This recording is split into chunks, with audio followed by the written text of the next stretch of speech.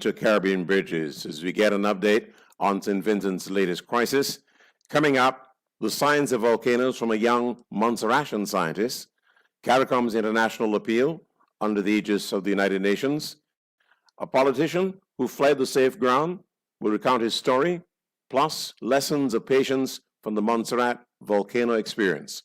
But first to New York, and the UN family has responded to the plight of St. Vincent and the Grenadines by launching an international appeal. Guyana's permanent representative was in the chair and on behalf of CARICOM tabled the resolution. Ambassador Carolyn Rodriguez-Burkett joins us from New York. We note, Ambassador, that the resolution was not just for St. Vincent and the Grenadines. Welcome. Thank you very much, Julian, for having me. And yes, indeed, the resolution spoke to St. Vincent and the Grenadines, but also to the affected neighboring countries as well. Tell us exactly.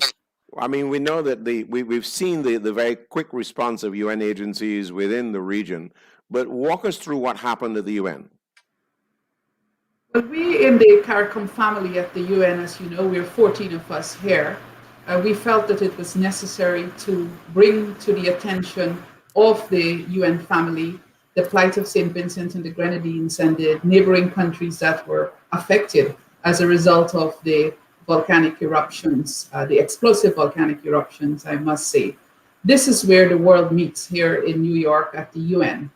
And in addition to having countries express solidarity with St. Vincent and the Grenadines and the neighboring countries, we also thought that it was a good idea for us to indicate to the UN that not only would St. Vincent and the Grenadines need immediate assistance, but also in terms of rebuilding, there would be need for long-term assistance as well. And so this resolution that we put forward on behalf of CARICOM would indicate that, and so it did. And so this, I imagine, is like a first tranche, if I may put it mildly, because I remember what happened in terms of the Dominica appeal several years ago in the aftermath of Hurricane Maria and so on. Tell us where we are now. Well, the UN Global Appeal is set at $29.2 million. I'm certain that it's going to be far more than that that's required in this rebuilding process of St. Vincent and the Grenadines, and whatever would be needed by the countries that are neighboring and affected as well.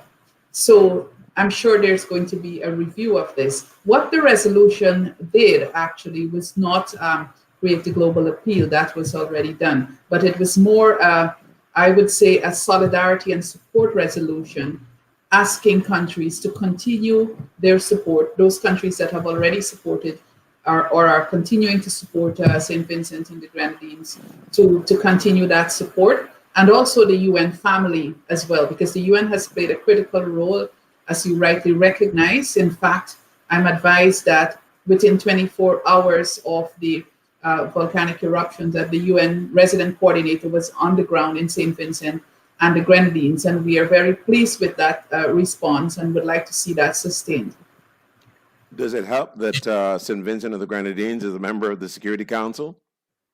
But St. Vincent and the Grenadines is doing a fantastic job on the Security Council as a very small country from the Caribbean. I think SVG demonstrates that small countries could also make a significant contribution at the Security Council. And I think it is helpful, especially since the Security Council has started to discuss issues of security as it relates to climate change.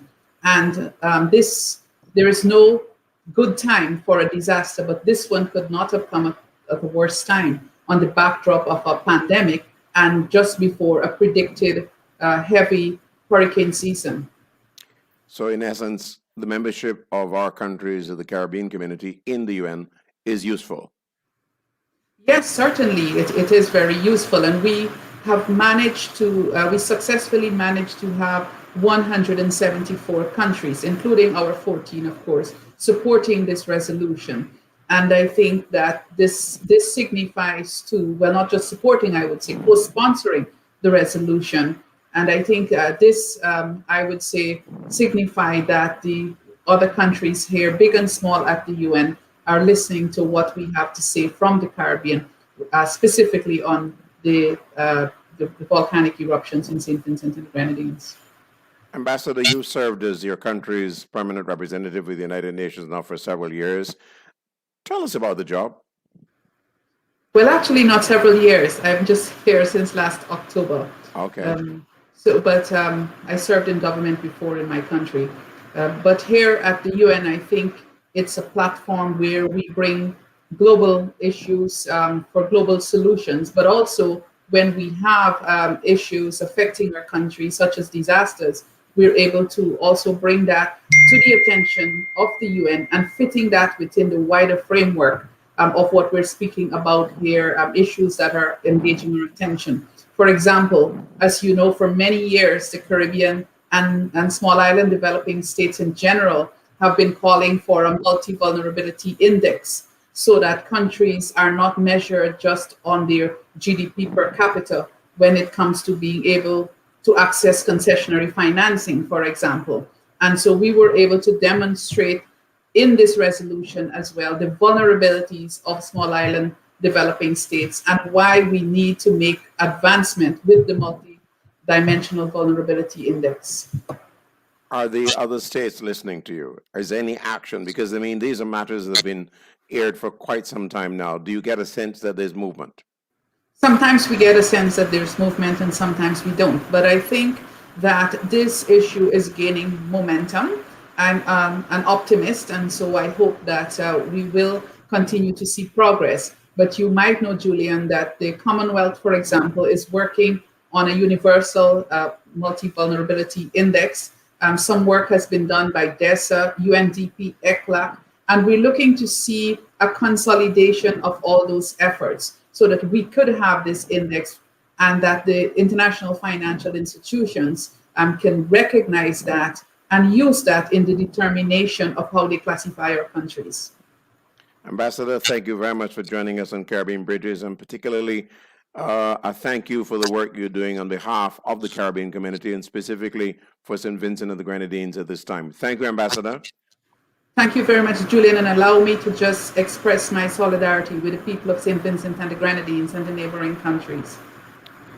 Okay, Ambassador Carolyn Rodriguez Burkett, Guyana's permanent representative at the United Nations. She was in the chair when that resolution was tabled in support of the appeal for St. Vincent and the Grenadines. She's going off to another appointment, but we're going off to our own other appointment as well. We're going to go straight onto the ground, and we're going to St. Vincent itself to talk to a politician who turned out to have to evacuate as well as other people on the ground in St. Vincent.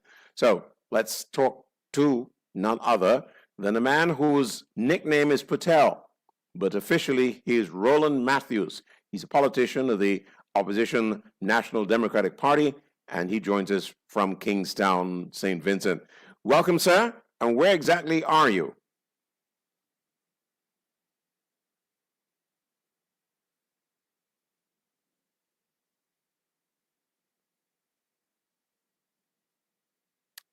And we're going to Mr. Patel, but apparently Mr. Patel is not standing by as we expected. So let's go to the scientist who has just now appeared on our screen, and this is Dr. Thomas Christopher. He's Montserratian, and I want him to tell us the story of how come he didn't become an engineer but turned out to be a volcanologist. Welcome, Dr. Christopher. How are you doing?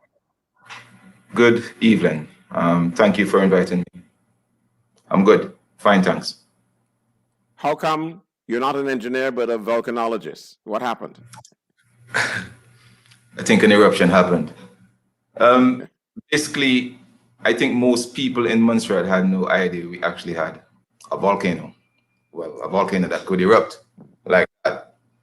And always interested in physical geography, not the economic part, but like physical geography when it comes to soils, geomorphology, and the weather. So, you know, I dreamed about doing some sort of physical geology, but engineering was a more practical option at the time. And I was probably leaning towards, I think it was electrical engineering or maybe even chemical engineering, because I was a big fan of chemistry, and I still am. So the eruption started, and I got involved in the volunteer program, going to the observatory to help out. And you got speaking to the scientists, and they more or less explained to me that there was this subject or this discipline called geology, and it's basically geography on steroids, physical geography on steroids, and that got my attention really, really quickly, because basically it would give me a new set of eyes to see the Earth very different, to see processes going on around us that we take for granted or don't realize are happening. And I guess for me, it was really initially scientific curiosity why I went into this. But I think over time, I have more or less embraced the fact that this is quite a useful thing to be doing, especially in the Caribbean. And it's been more or less highlighted here. It shows how vulnerable populations are to volcanoes, even though the frequency of eruptions is not high. But when they do erupt, they cause quite a bit of chaos. So I think it's definitely better for me in terms of how important it was a choice to do this job now than it, let's say 5-6 years ago, it wasn't that important, but or that obvious to me. But now it's quite obvious the relevance of what we so I think I appreciate the job much more now than I would have done in the past. So you ended up at the University of the West Indies first of all, and then you went off to Cambridge as well, and you've also been studying volcanoes outside of the Caribbean. Talk to us about those experiences. Yeah, well, my project was on Mount Etna in Sicily. So my PhD project, I've been more or less going to Italy since 2001. I mean, after coming back to the region, I developed relationships with some Italian colleagues with regards to using an instrument called a multigas, and also doing some UV spectroscopy work. So as a professional, I kept going back. I mean, not necessarily to Mount Etna, because I was working with the scientists who were responsible for the islands just off the north coast, the Aeolian Islands. So I would have gone to Stromboli, Vulcano, Panarea, these small islands off the north coast, which are quite volcanic. And Stromboli, I think the year before it actually exploded, gave that big explosion, I was actually there the summer before that. So I've done quite a bit of work on the Italian volcanoes, different to the ones in the Caribbean.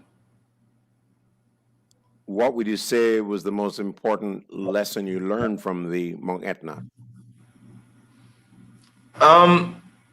Yeah, I think because basically the nature of the thing is, the project I did is not the same as when my project was actually in petrology.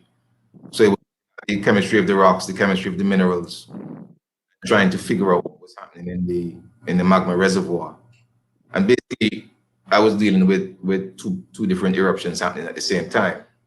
This was from 2001. And I mean, it basically made you realize how little you know when you do a PhD. It makes you realize how little you know. And it kind of makes you feel humble. And it drives you to learn a lot more. So even, for instance, when I came here, as I said in one of the press briefings, I could not use the template I was using in Montserrat here, because when I'm working in Montserrat, I am using sulfur dioxide flux as the backbone for my gassing monitoring. When I got here initially, there was no sulfur dioxide coming out. So I was a bit puzzled as to what to do. So I had to do some reading. I actually had to read some papers, which we're always doing, and to see what other people were doing in similar scenarios. So I had to resort to using the multigas and look at a ratio, which is the carbon over total sulfur ratio, as a proxy the volcano is doing. So even coming here, I actually learned that that would have been a useful proxy to substitute for the sulfur dioxide flux when you don't have it. But I've never had to do that. So it's been a learning experience all the time. You keep learning new stuff. You're trying to keep up with the new technology that's going around, the new techniques. So you have to keep abreast with what other people are doing and be state of the art, so to speak, with what how you're measuring your gases or how you're monitoring your volcano. I've been looking at the reports put up by Seismic from time to time, and I keep wondering, how is it possible for you guys to be able to tell anything definitive about the activities of the volcano unless you're relying on some very sophisticated technology, or is there an eye in the sky somewhere? Yeah, I think when we're monitoring a volcano, you've got a number of parameters which you rely on, and I think the most useful one is visual observations. If you can see what's happening at the volcano, it makes a big difference. There are times when you can't see it, of course, especially in St Vincent because it rains a lot. The volcano is huge and it's normally in clouds. We have quite a few instruments, seismic instruments, seismometers, which pick up vibrations in the ground. And this technique is the only real-time technique that we have. That was the technique that was relied on leading up to this explosive phase. The types of earthquakes, the number of them, and the type of energy, how much energy rather is being released by them. We also look at the deformation mountain of the whole island. Actually, we look at the gases coming out, and we look at the volume of the dome and get it to measure. So there are a number of pieces that we try and put together to solve the puzzles that we presented with from volcanoes, and it's not always the easiest thing to do. So there are times when you figure it out after the fact and not before or during what's happening. Sometimes you have to sit and think about what you're seeing and how it fits into whatever model of how you think volcanoes behave or how they should behave. Yeah. The accepted science.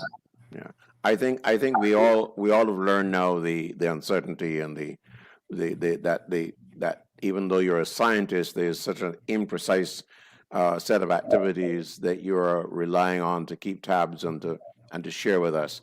But I still think, though, and I'm sure that you've all the scientists there in St. Vincent have picked up that people are particularly grateful for the fact that you were able to get that word out. In other words, to advise the government of St. Vincent and the Grenadines that now was the time to be evacuated.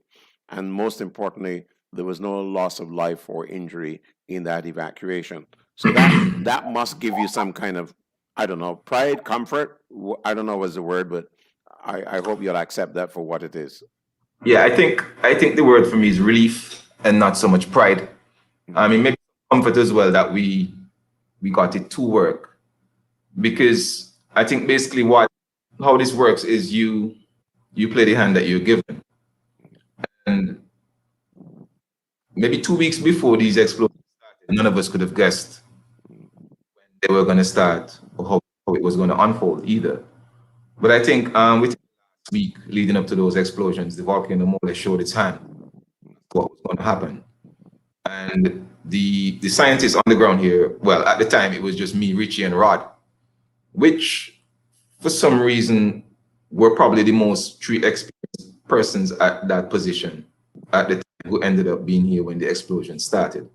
So I guess first, even though it was quite hectic, because it was 3 of us working 24-hour shifts for like 2 or 3 weeks, I think we basically were in our element, so to speak, at the time.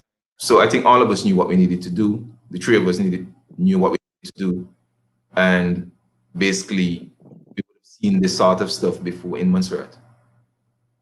So during the build-up, we saw it coming. I think our major issue was timing. I mean, none of us knew exactly how long it was going to be before the explosion started. I actually made a trip to the summit on the Sunday, which was like 4 days before the explosion started, and there was nothing obvious that something was coming. I think on the Monday, then we started feeling some earthquakes. Well, not feeling, but detecting earthquakes. Another earthquake swarm, a fairly intense earthquake swarm, much more intense than the one 2 weeks before, which was around the 23rd, 24th. So then it was obvious, okay, there's something on the way. What? Not sure. When? Still not sure. But as I mentioned to you, visual observations are quite useful. And there was a camera that we have on the summit. So on that camera, we actually saw the dome rotating. So you couple that with major earthquake activity, and I think it was a straightforward answer. Okay, we're going to have a problem here, but we still don't know when. When, I think we got when, because we got, the evacuation was given maybe like 14 hours before the explosion started. There are two different things that could have happened there. The volcano could have exploded slightly earlier, maybe a day or two earlier, and that would have been a catastrophe, because it would have caused quite a bit of panic, because people are genuinely afraid of this volcano.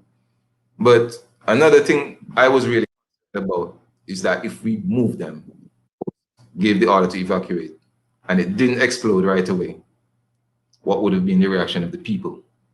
And then you would have probably gone into a dangerous situation where if it took maybe another 2 or 3 days and nothing happened, then people would have said, all right, these guys don't know what they're doing, and start heading. So luckily it came together how it did, you know. So I'm not saying it was total luck. We definitely did quite a bit of work and put a lot of time into thinking what's happening, you know. And the seismologist we have here, Rod Stewart, he's quite an experienced volcano seismologist, you know. But as I said, all three of us would have seen this coming in Montserrat, or seen this in Montserrat before, the sort of activity where you've got these volcano tectonic earthquakes, you know, and tremor, which leads to an explosion. So we sort of, maybe by Thursday, that there was an explosion imminent, or explosive activity imminent. What we didn't know was when it was going to start. And the scale of it definitely took us by surprise as well. The scale of the explosions were not what we expected as well. We were probably expecting something similar to 1979. It was bigger than that volume-wise in terms of material it put, and the size of explosions and the number of explosions. I think we had 32 explosions within, from the 9th to the 22nd, 32 explosions total. And I think probably 25 of them occurred within the first 3 days. So it was fairly intense period from Friday to Sunday evening. And as I said, it was 3 of us here. So, you know, there were some times when you were trying to figure out exactly what was happening, if this volcano was going to stop dumping ash. Because people sort of underestimate the ash hazards that volcanoes generate. You know, not really kill you quickly, but if it dumps, let's say 50 or 60 feet of ash on the entire country, which it can do, then this becomes unlivable. So, you know, we've seen deposits from this volcano before. We know this volcano is a big boy. It throws big punches, and it has to be respected. Definitely has to be respected. Fair enough. Speaking of respect, Dr. Christopher, certainly the people who were in the red zone and the orange zone really respected the volcano, and they got out of there. One of them, of course, was Patel Matthews, a politician who was in the orange zone. We tried to reach him earlier. Of course, we had a dropout, but let's see if we get Patel back on and he can talk about his experience. Patel, welcome. And where exactly were you in the orange zone when you had to evacuate? Thank you very much. Thank you very much for having me on your program. And I'm living in a community called Petit Bodel. That's just outside the town of Chateaubriand. And as I said, as you indicated earlier on, that is in the orange zone. And that's where I was when the evacuation order was given. But I didn't left the same time. I left the next morning around 10. And my reason for being late in moving, because I stayed back to ensure that persons in my community heed to the evacuation call. I had my plan, and I had a boat in the event that I could not have gotten out by road, and also had my personal transportation to get out if and when the time comes. But before I say anything much, let me thank Dr. Christopher and Dr. Robinson and others who have done a tremendous job in able to give us all the warnings and explain them to us as a community, as a nation. And because of the expertise, I know he puts it over as if it was like nothing, but I know they did an excellent job. And the people of St. Vincent and the Grenadines, and more so those who had to evacuated, are very thankful for their insight into what was happening, and they gave us enough time to move out, and that is very commendable. He mentioned something that is so true, that had the evacuation order or the information given too early, and people had to move out, say 2-3 days, and had to move back in, that might have been a problem. Because I know the kind of people Vincentians are. They might have said, man, these guys are not so sure what they're up to, and I'm not going to move. So I think that the warnings were very good in terms of the timing, and persons were able to get out in time. There are a few persons who stayed back for whatever reason they chose to, but I think by and large it was a success in terms of the evacuation plan, and everyone who wanted to get out was able to get out on time. Come back to my position, to the initial question. As I said, I'm from Petitbodel, a community just outside Chatibele, and I got out on the Friday around midday. And to be honest with you, Toast, I was a young teenager back in 1979 when we had the eruptions. And I said to my family, you know, I'm going to stay back, because if it is going to be anything like 79, I think that because of the kind of infrastructure we have in place now, we can withstand something like that. But was I in for a surprise? I was in for a big surprise. I did not expect. I did not even imagine that what happened in 2021 could have made 79 look like nothing. You know, the ashfall in most communities close to the orange and the red zone was very heavy.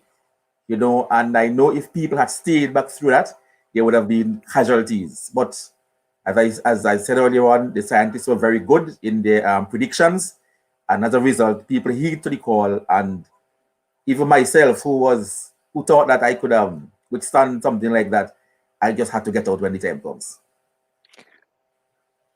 This is Caribbean Bridges. I'm Julian Rogers. I'm in Kingston, Jamaica, and I've been talking to a number of people. One of them, of course, is Dr. Thomas Christopher, who is a volcanologist. He's from Montserrat, but he's on assignment watching the volcanic activity in St. Vincent right now. And of course, the last voice you just heard is that of Patel Matthews. First name, Roland, nickname Patel.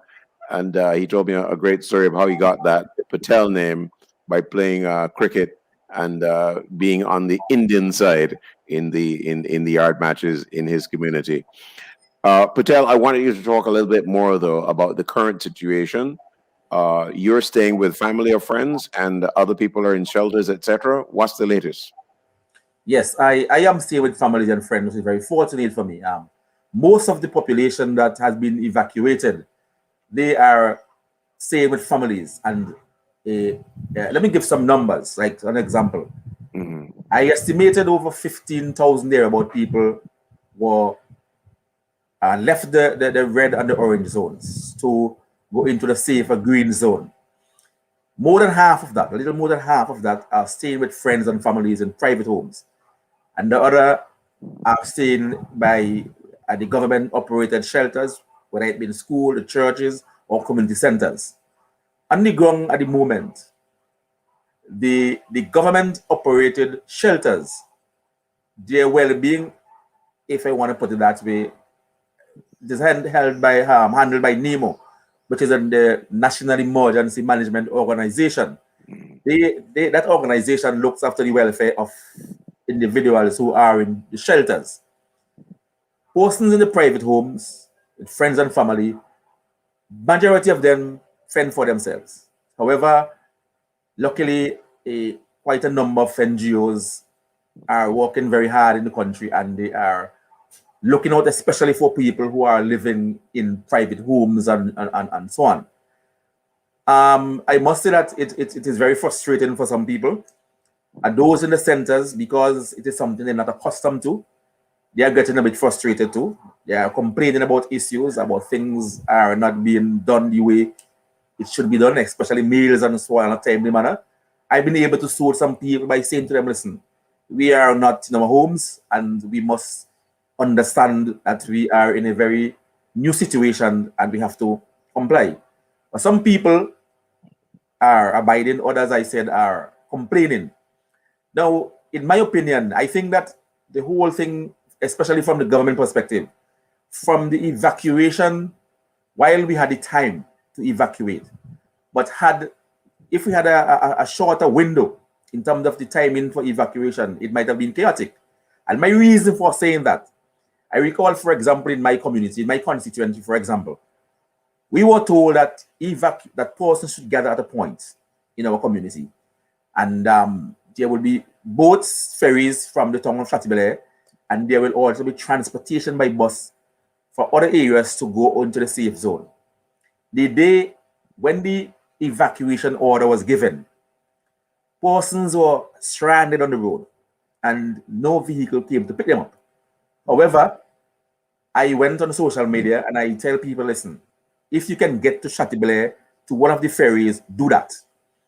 People did, but when they get to Chateaubelair now and onto the ferries, and they were told by the member of parliament that when you will be vaccinated for COVID once you're entering a government shelter. This comment made a lot of people a bit concerned. So even though they went onto the ferry into Kingston and into Barrow, the nearby town, some people did not go to the shelters that night because they were fearful about being vaccinated and they were not ready for that kind of vaccination. Most people in St Vincent, as the record will show, are not so much in support of the vaccination. Quite a small amount of persons, in terms of the percentage, about less than 10% of the community of the country has opted for vaccination.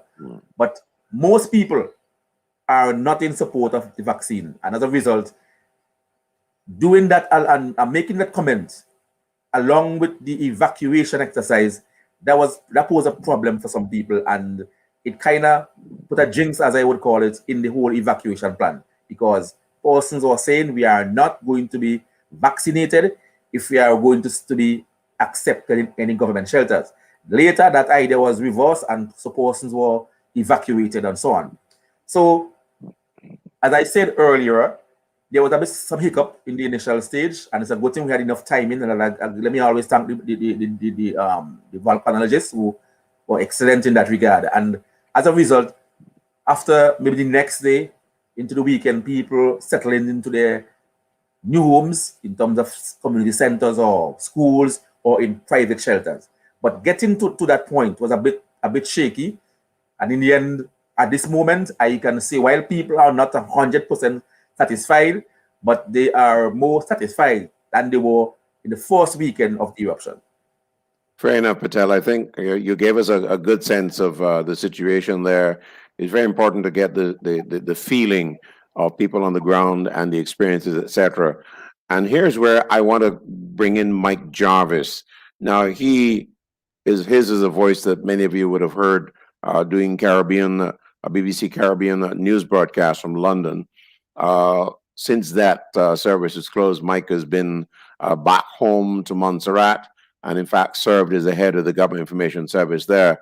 I want to ask Mike, though, to weigh in on the matter of what I say is the required patience of Vincentians and even Bajans, actually right next door, even St. Lucians, to the reality of this particular volcano and the fact that it could be there and erupting or shedding ash for quite a long time, God forbid.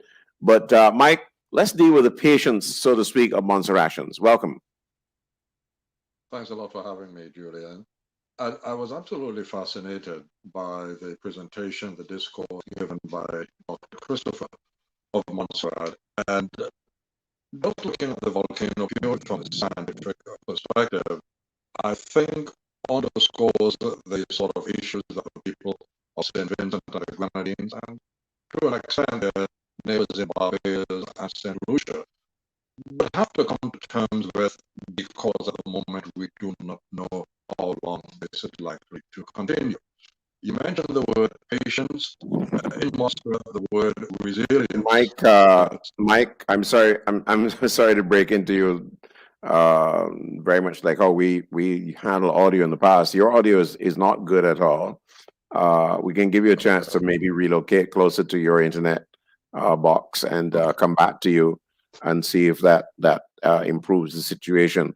Let me then go back to the scientist here, and that of course is Dr. Thomas Christopher Montserratian, serving in St. Vincent, and he's told us a lot about the preparation, so to speak, all the things that triggered and came together for the scientists to make that prediction, so to speak, and to give the government advice about evacuation.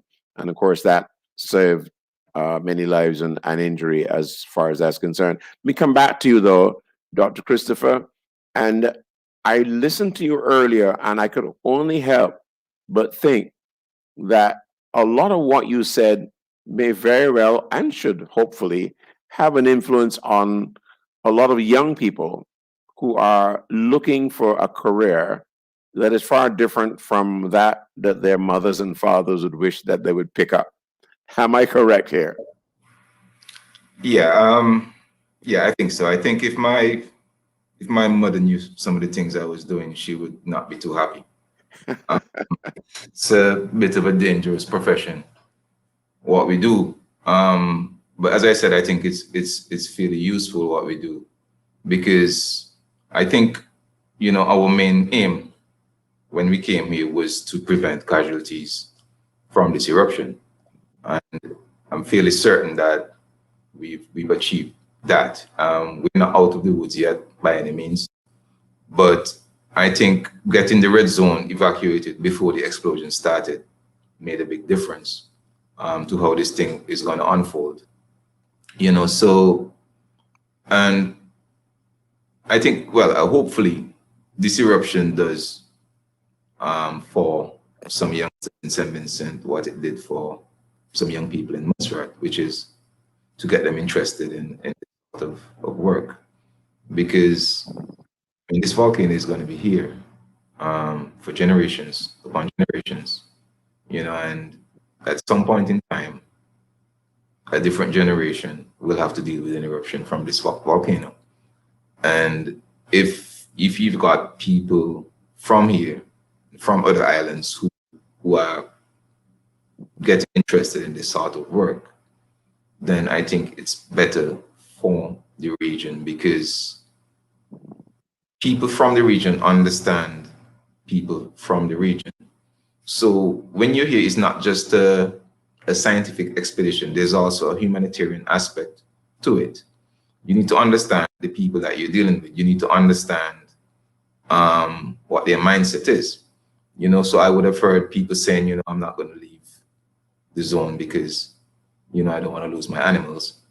You know, and I can relate to that because I've heard this before, and I've seen instances of looting in evacuated areas before. And I think we're having some issues with that here as well. So when someone says that, especially if they're a farmer, I mean, that's their whole livelihood. So, you know, I guess if I was not from the Caribbean, if I was from like a first world country and grew up in a city, that would sound like a very strange thing for someone to say. But I understand Caribbean life. I understand how Caribbean people live. So you understand what they will hold daily, you know, and, you know, you try and speak to them and make them understand, you know, what they're dealing with. But so you're not that you can talk to them.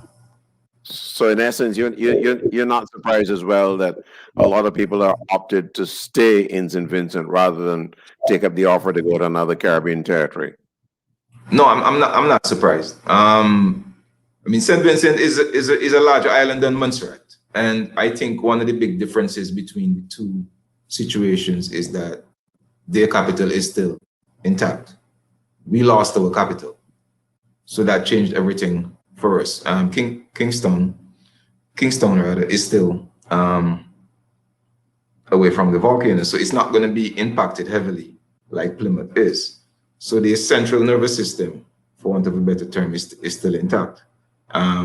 Where it's being impacted is mostly like the more rural areas, which is in the red zone, and on the edge of the orange zone, which is still like small villages and not so much large cities. I think the largest town will be Georgetown, and it's practically in the red zone, but that's a geography issue.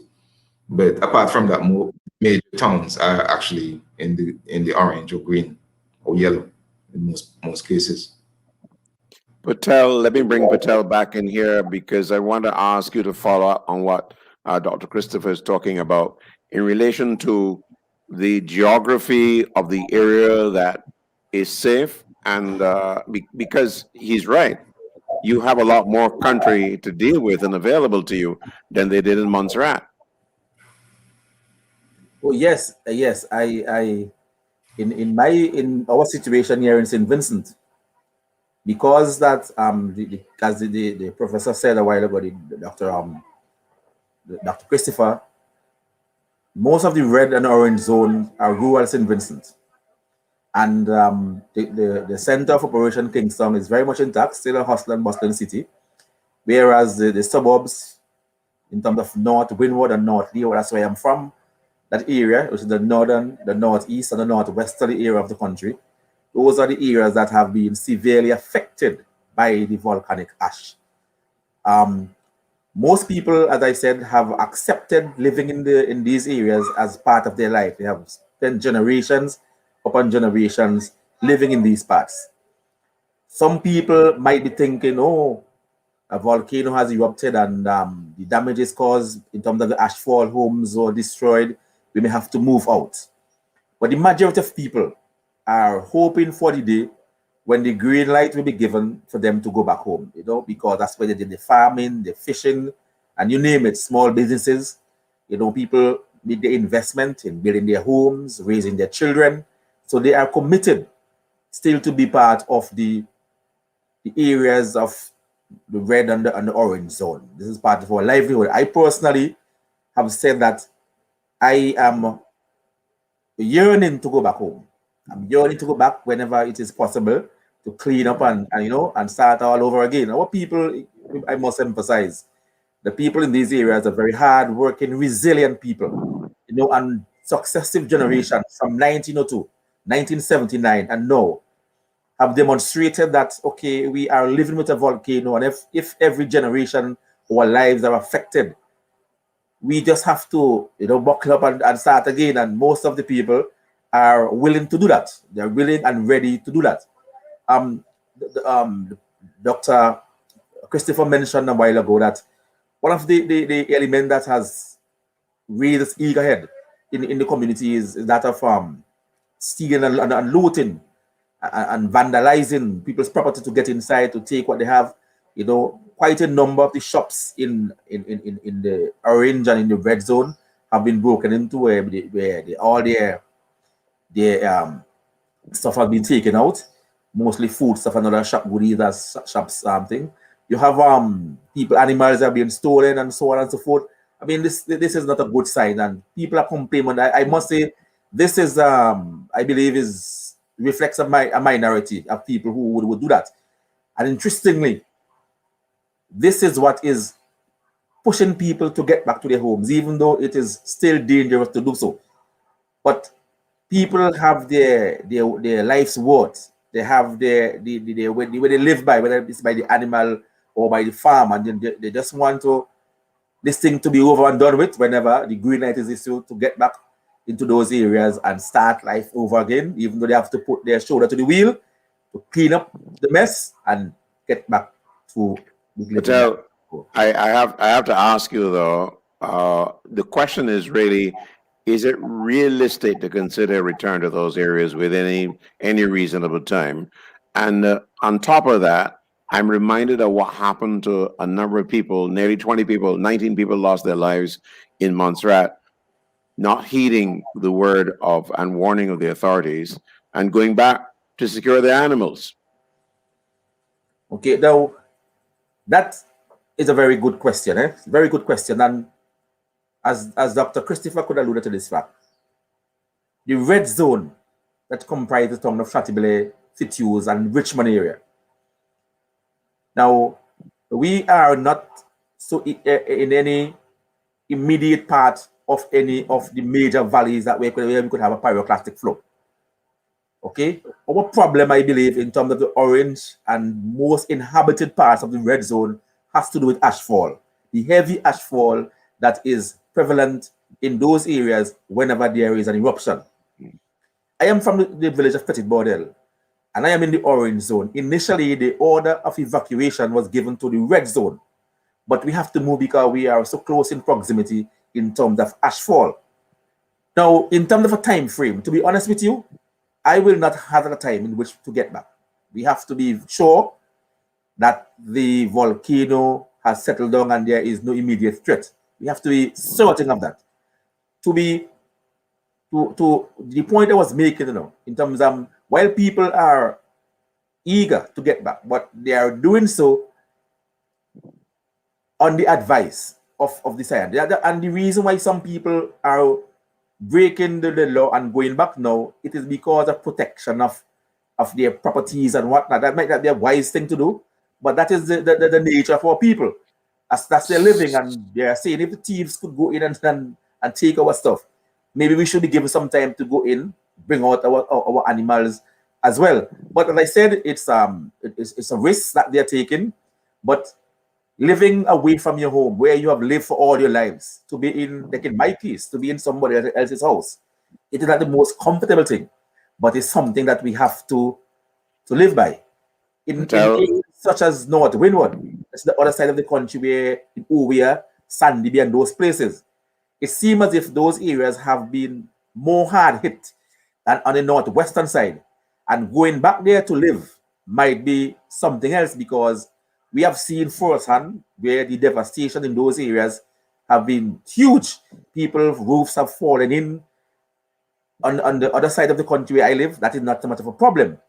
So I think in the future, people have to think realistically whether or not they would want to go back to places like Owia, Sandy Bay, and Fancy because of what has transpired now with this eruption. It is more dangerous on that side in terms of the evidence. More people, houses got damaged, and so on. So that will be a major decision that people who are from that area will have to make very soon. Okay. All right. I hear you, Patel. And I know you're going to get pressed by people who are going to say, hey, it's kind of foolhardy to even think about that. But let's leave that alone for the time being. Let's see if we can get back to Mike Jarvis in London and see if our connection is far better. Mike, I know you've been hearing a lot of the comments from Patel in particular, and this anxiety and the desire to return to secure your stock and your housing and to ensure that the thieves don't take the things that you lived and worked hard for over years. Talk about the Montserrat experience from that point of view. I hope the signal is a lot better on your end. Is that fine? Are you hearing me clearly? I have bad news for you. It hasn't improved.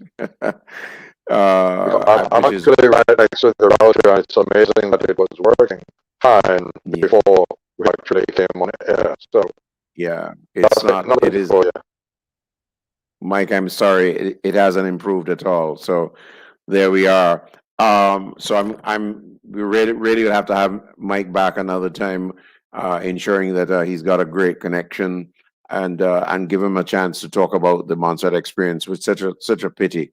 Let me go back as we talk about Montserrat, though. Let me bring back the scientists here. Let's go back to St. Vincent again, this time to Dr. Thomas Christopher.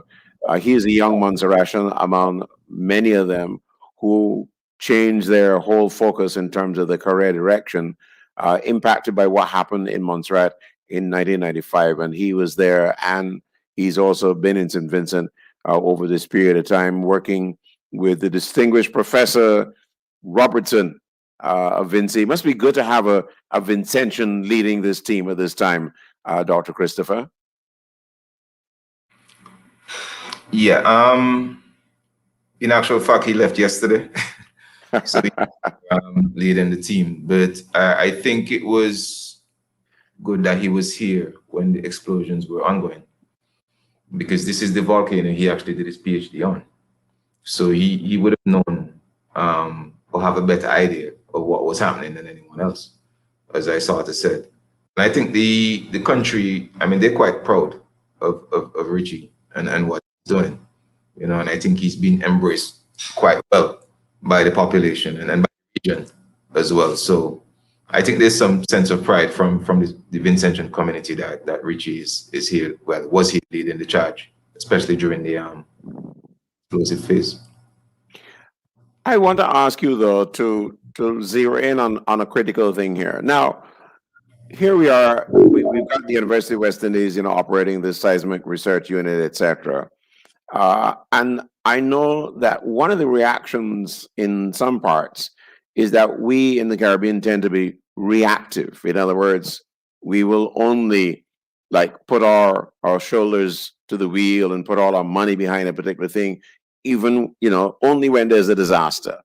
And that really and truly what we need to, in the case of seismic, for instance, that we really need to invest far more, because it is one of the many areas of disaster that will be perpetually with us in the Caribbean, in the earthquakes and the volcanoes and hurricanes, etc.